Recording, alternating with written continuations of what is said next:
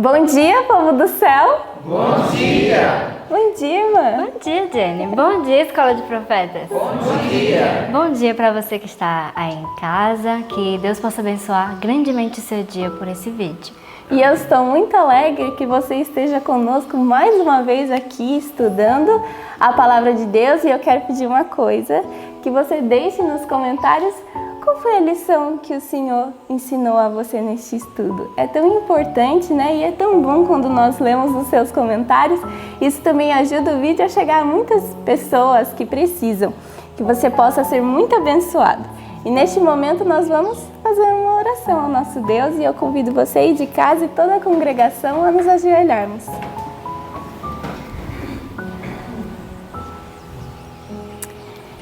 Querido Deus e bom Pai, queremos louvar o Teu nome porque o Senhor, mais uma vez, nos deu a oportunidade de acordarmos vivos, Senhor, e acordarmos na Tua presença.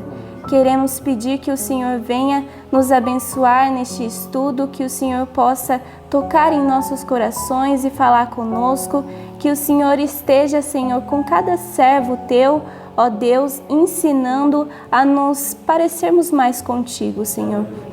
Que nós possamos ser luz para este mundo, que possamos ser verdadeiros missionários, Senhor. Que o Senhor possa vir logo, ó Deus, para nos resgatar. Em nome de Jesus, pedimos que o Senhor envie, Senhor, 600 missionários para essa casa, que o Senhor possa trazer servos, Senhor, para o Teu trabalho. Em nome de Jesus. Amém.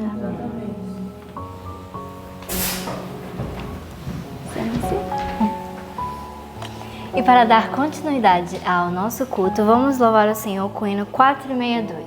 Será de manhã. Amém. Nós não sabemos quando Cristo irá voltar, mas sabemos que Ele vai voltar. Amém por isso, né? E sabe o que eu tenho em minhas mãos, irmã? Palavra de Deus. A Palavra de Deus. E é tão bom nós lermos, estudarmos, meditarmos, mas acredito que decorar a Palavra de Deus é algo essencial para a nossa vida, né? E o texto dessa semana está lá em Êxodo 25:8, e eu convido você aí de casa e toda a congregação a abrirmos a Palavra de Deus para gravarmos ela, né? É tão importante. E você pode contar pra gente, irmã, para nós recitarmos? Lá. No 3. 1, 2, 3. Êxodo 25:8.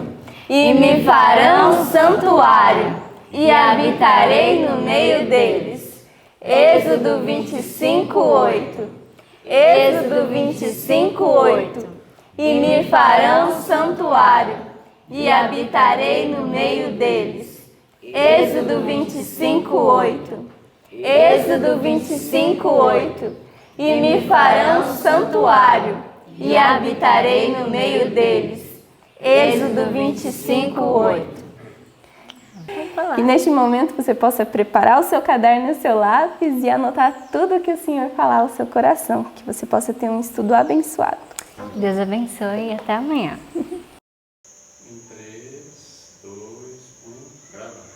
Olá, bom dia para você!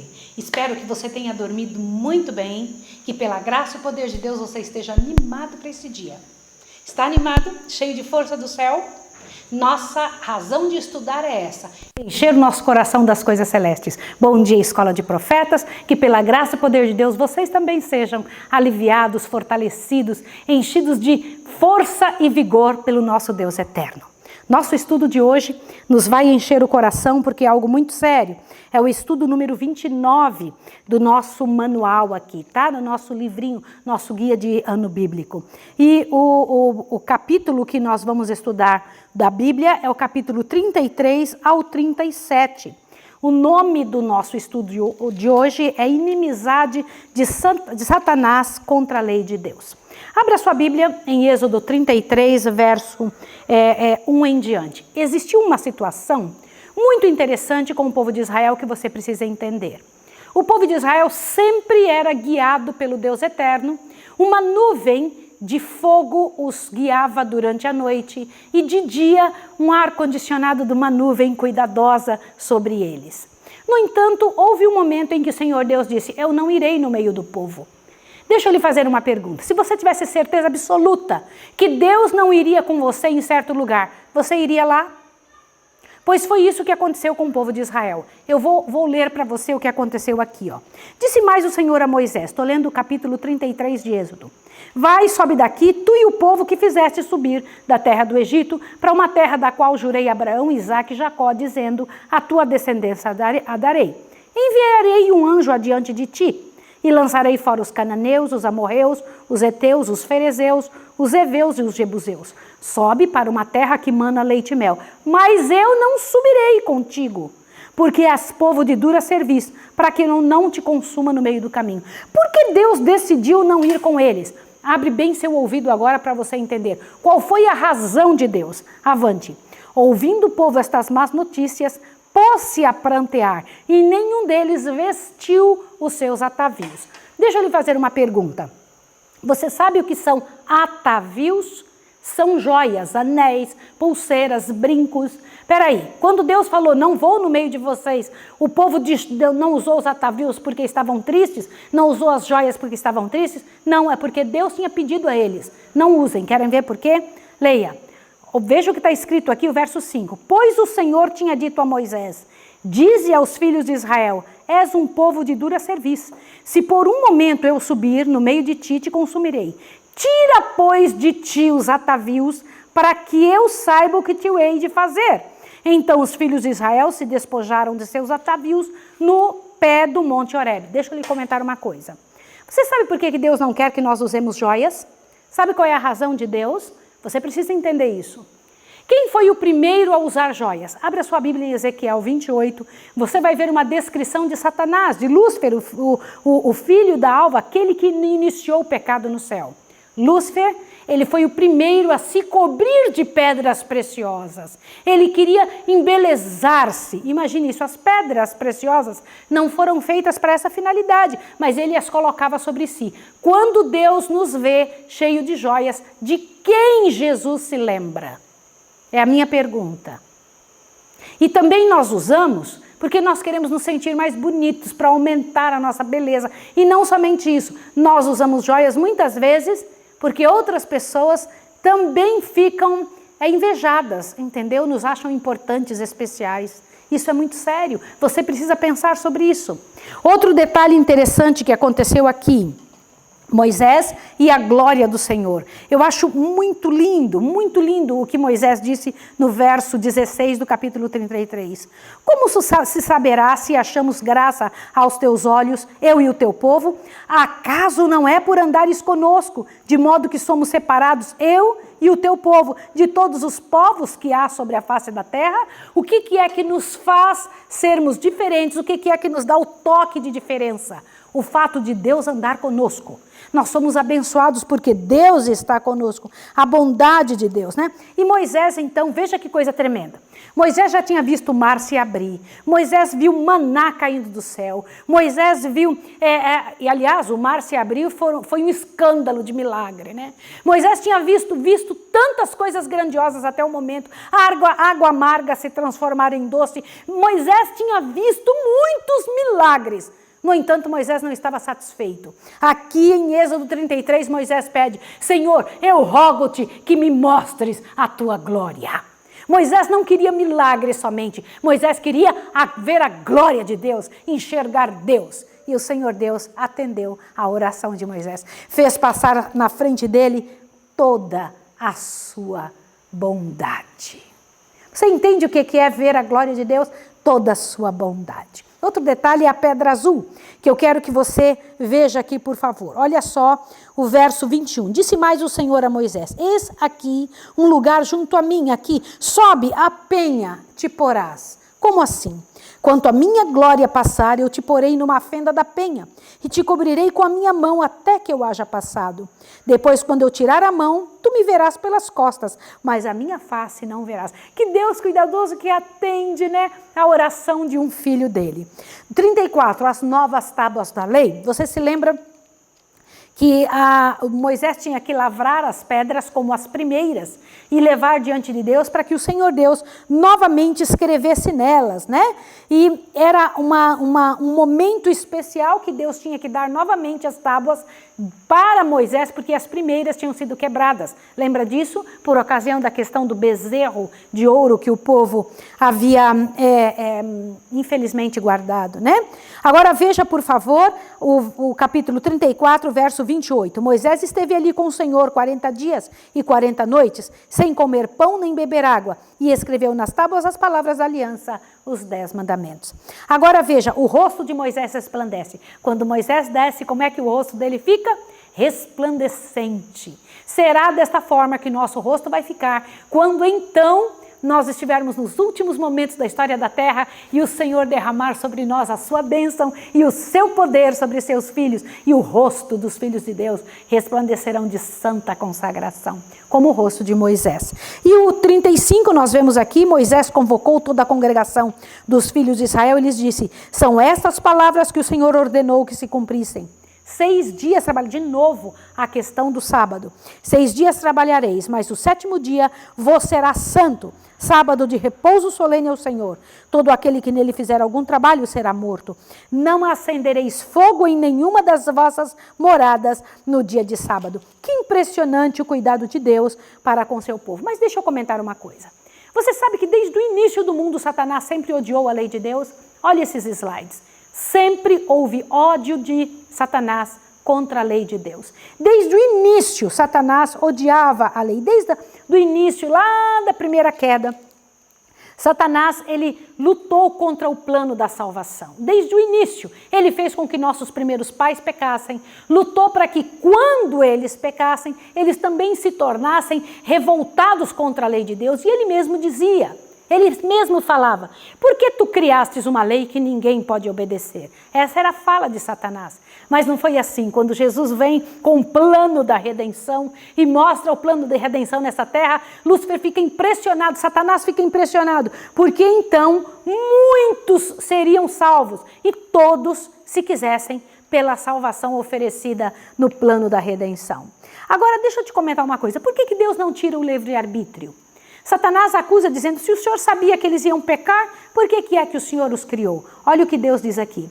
Milhares existem hoje, repercutindo a mesma queixa revoltosa contra Deus. Não veem que o despojar o homem da liberdade de escolha seria privá-lo de sua prerrogativa de um ser inteligente e fazer dele um mero autômato. Não é propósito de Deus coagir a vontade.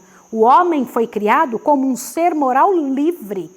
Como os habitantes de todos os outros mundos, devia ser sujeito à prova de obediência, mas nunca é levado a uma posição tal que render-se ao mal se torne coisa forçosa.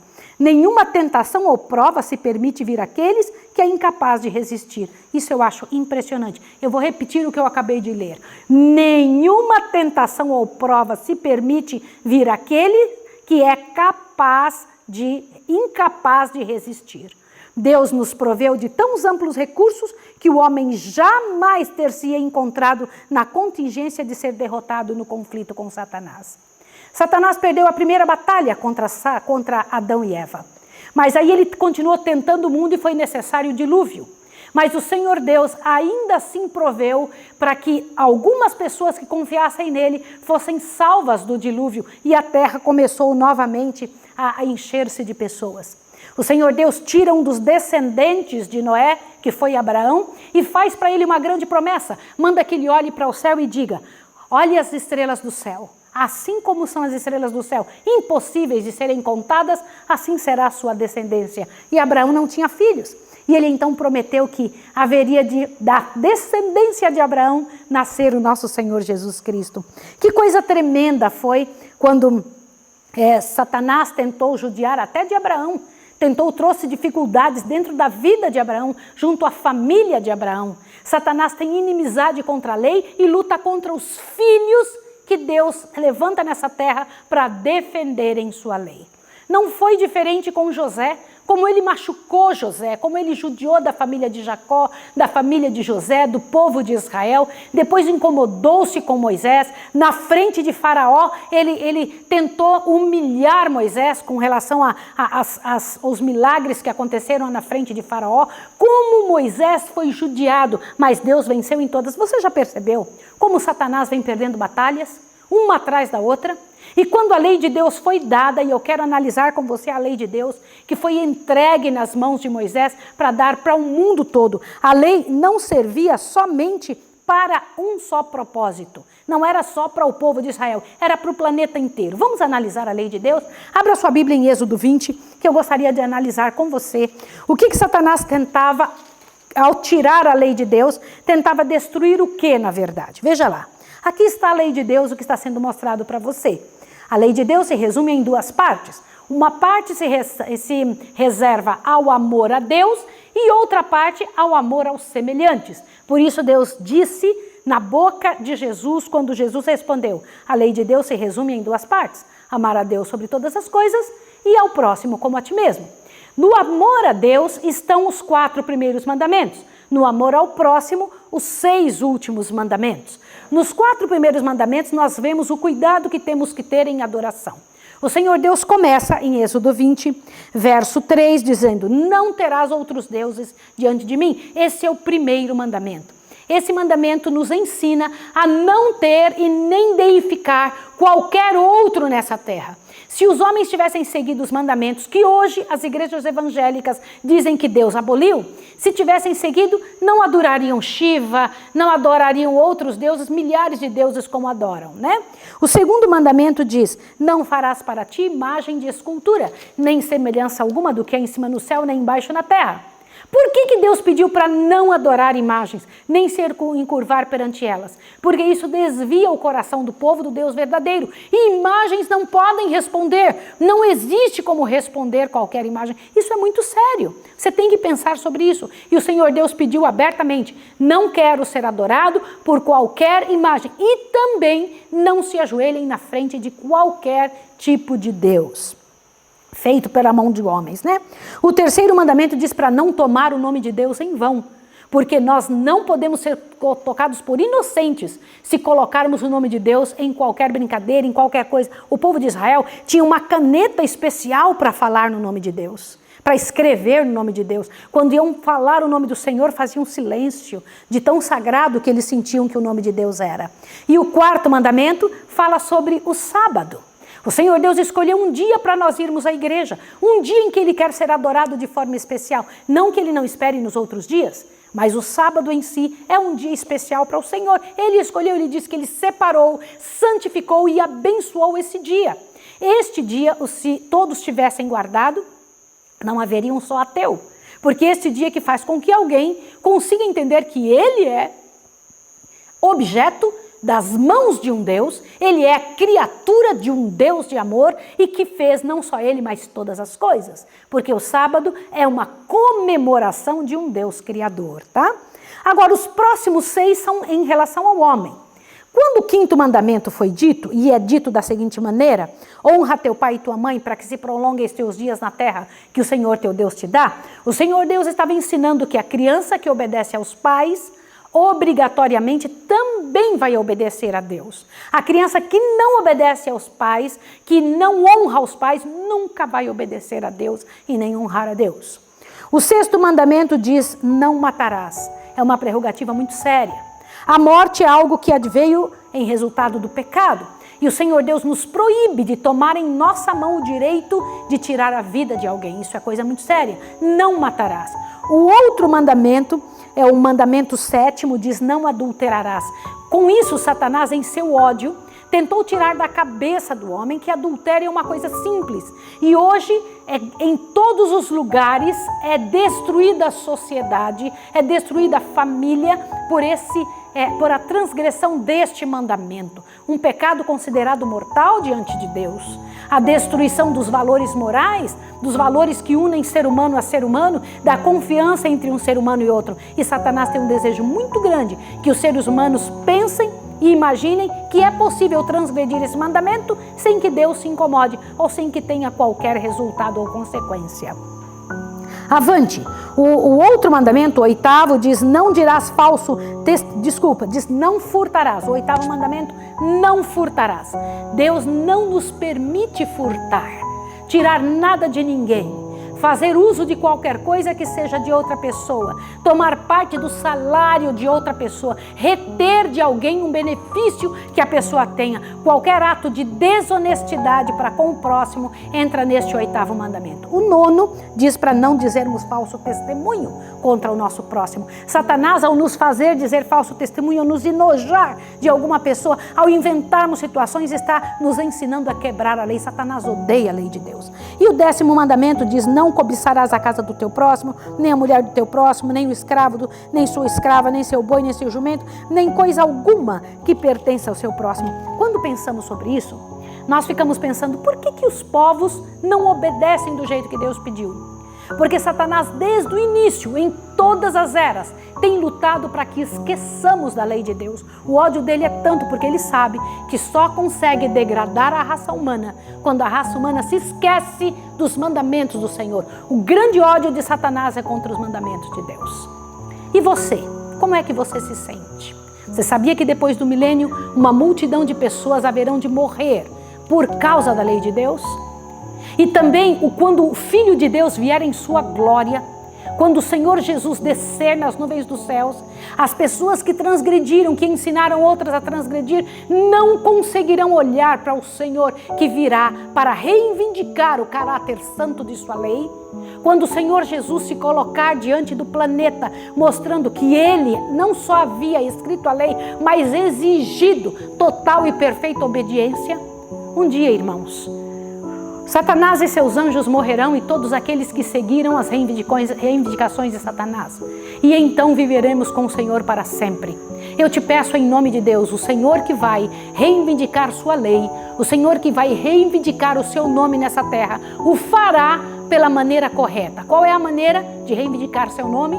Levantando a sua palavra diante de toda a terra, mostrando que Deus nos salvou de uma vida errada para vivermos uma vida de completa obediência diante de Deus. Que em nome de Jesus, a tua vida, a tua história, seja tocada profundamente pelo estudo de hoje. Que você se coloque diante de Deus como servo honesto e fiel, que procura obedecer o teu Deus naquilo que Ele pede. Que o Senhor possa honrar a tua vida, honrar pela glória e o poder do céu, te fazendo chegar-se perto dEle e fazendo diante do céu aquilo que Ele pensou ao te fazer e permitir você nascer. Vamos agradecer a Deus e pedir forças a Ele? Vou orar agora com você. Vamos lá. Santo Deus e amado Pai, nós louvamos o Teu nome pela palavra escrita, pela verdade aqui exposta, porque temos certeza absoluta que o Senhor não somente é o Rei dos Reis e Senhor dos Senhores, como também é, com toda certeza absoluta, o originador da lei de amor, essa lei, Senhor, que nos protege de causar mal ao próximo e fazermos, Pai de amor, a perpetuação de misérias mil nesse mundo. Ajuda-nos, ó Pai, para sermos observadores da Tua lei, propagadores do que o Senhor pede e que em nome de Jesus não venhamos ajudar Satanás nessa luta dele contra a Tua lei. Em nome de Jesus. Amém, Senhor. Amém. Que Deus abençoe você e até amanhã.